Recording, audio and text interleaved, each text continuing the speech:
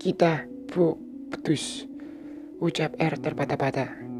Suara R dalam pendengaranku seperti seember air dingin mengguyur tubuhku. Sekonyong-konyong tubuhku gemetar, menggigil pada malam yang gerah dan panas.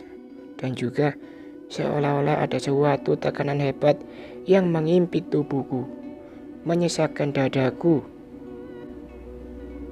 Aku mencoba menenangkan diri, mengatur napas, namun sia-sia saja. Cara lain yang bisa kulakukan hanyalah dengan menipu diri sendiri. Hah? Jawabku pura-pura tidak mendengarnya. Lebih-lebih kami memang sedang berada di salah satu warung kopi tepi jalan. Jalan itu bernama Gang Kampus, sebuah ruas jalan sempit yang diapit oleh dua kampus berbeda. Di setiap sisi-sisi jalan itu berjejer warung-warung kopi yang dipenuhi oleh para mahasiswa. Seperti malam-malam biasanya, tempat ini selalu ramai. Riuh gaduh oleh bualan-bualan tak karuan, nyanyian sengau dengan petikan gitar sumbang, atau gelak tawa para pelanggan dari meja-meja terdekat, beradu dengan suara bising knalpot kendaraan-kendaraan yang berlalu lalang. Hei, dengarkan aku, pinta perempuan di depanku dengan mengeraskan sedikit suara merdunya, seraya menggenggam tanganku. Tangannya masih tetap lembut dan halus, seperti tangan seorang bayi yang baru saja keluar dari rahim. R menganyam jari-jarinya pada tanganku. Kami berpadu dalam sebuah genggaman. Sentuhannya seperti sebuah katarsis atau pereda sejenak pada tubuhku yang sedang gemetar. Namun entahlah, yang kurasa sekarang tak lebih dari permohonan diri untuk pamit, lalu pergi meninggalkan. Sampai di sini saja ya, lanjutnya lirih namun pasti. Tapi kenapa? Apakah aku membuat sebuah kesalahan sampai-sampai R ingin mengakhirinya? Sejauh ku ingat, aku tidak melakukan suatu kesalahan yang mematikan. Justru kami sungguh baik-baik saja akhir-akhir ini, tanpa konflik. Tak ada percecokan yang benar-benar menjadi suatu implikasi pada pengakhiran hubungan. Paling-paling sebuah perdebatan remeh-temeh. Seperti malam ini, kita mau makan apa?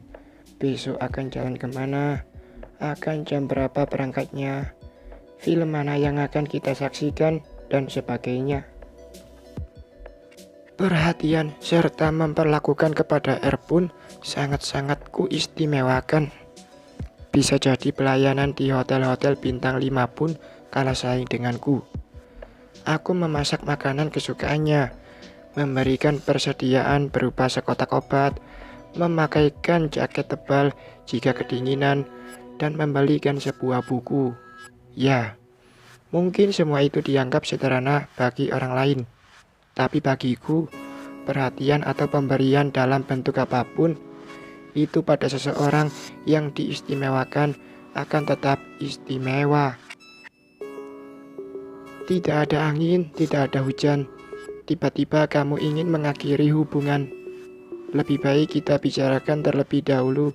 Jangan sepihak seperti ini dong. Aku tak menerima.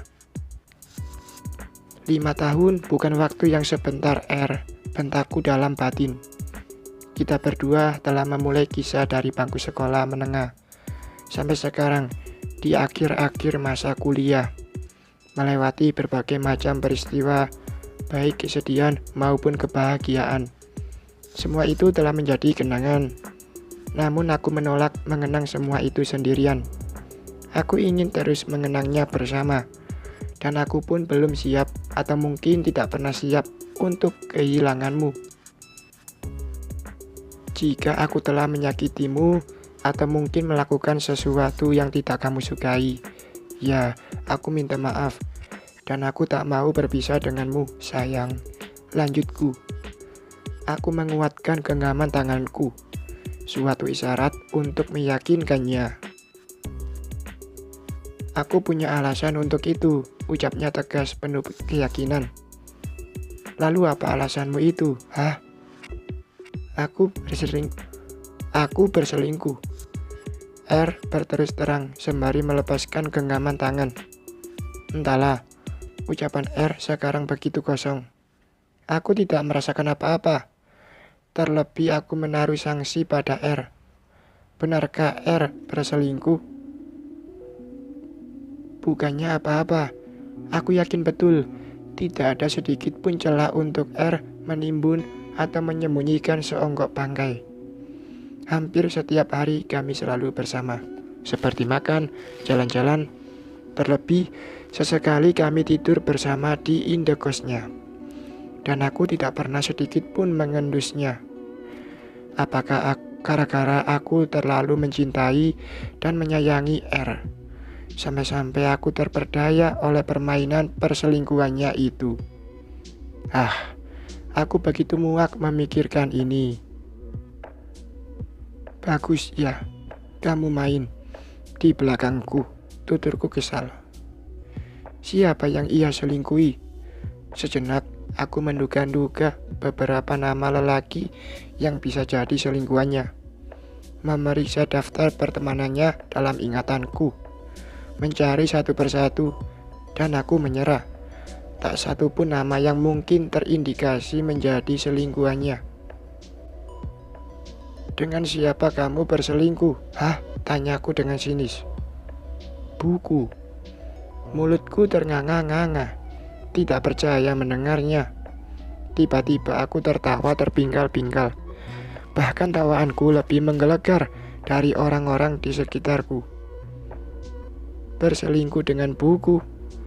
Hahaha.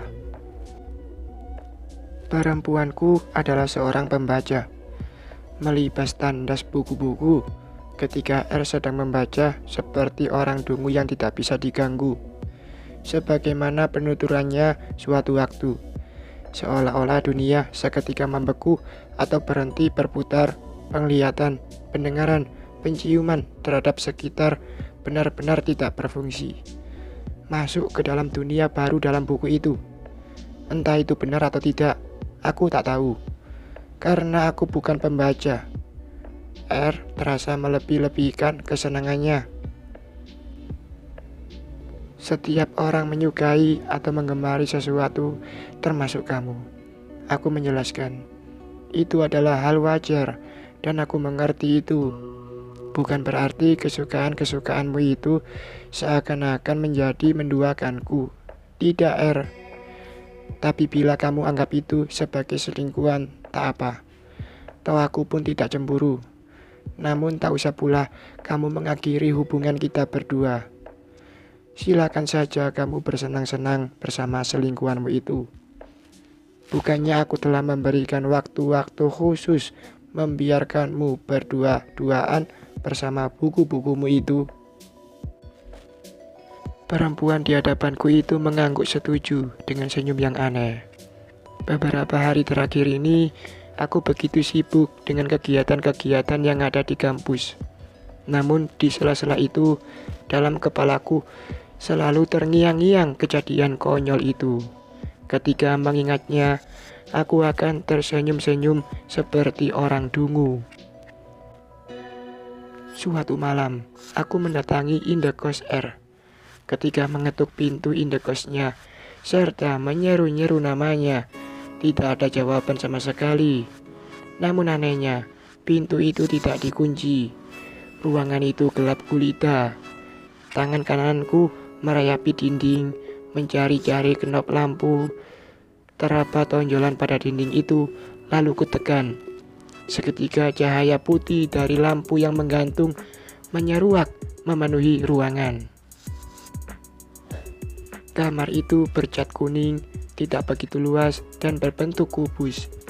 Di bagian dinding sisi kanan, buku menggunung dan bertumpuk-tumpuk, sampai tingginya hampir sepinggang dengan tubuhku. Aku pernah menawari sebuah rak, namun R menolaknya. Sejurus itu, aku menanyakan alasan mengapa harta berharganya ditaruh dengan seperti itu. Ia hanya menjawab sinis. Tahu apa kamu tentang estetika? Dasar perempuan aneh, gerutuku dalam hati. Di pinggir tumpukan buku, lebih tepatnya bagian tengah ruangan, terhampar sebuah alas tidur tanpa ranjang. Di atas kasur itu terdapat pula buku-buku yang tergeletak secara asal-asalan. Diamati dari sampul-sampulnya, aku mengenalnya. Itu semua adalah buku-buku pemberian dariku. Namun samar-samar ada sesuatu yang tertindih atau tertimbun oleh buku-buku itu, seperti terbaring sebuah manekin putih dan mulus. Karena penasaran, kuangkatlah satu buku sembarangan. Mataku terbelalak dan mulutku ternganga. Ternyata yang tertindih oleh buku-buku di atas kasur itu adalah tubuh R yang sedang. R sedang dengan buku-buku bersambung.